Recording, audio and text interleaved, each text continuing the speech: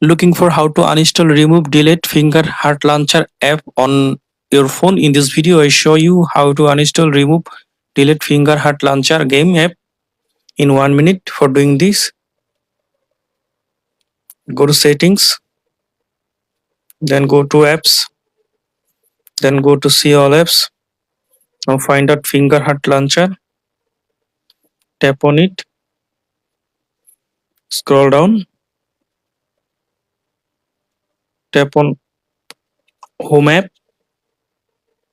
Now select your phone launcher, in my case pixel launcher. Now go to again settings, then go to apps, then find out finger heart launcher game app. Now tap on uninstall, tap on OK.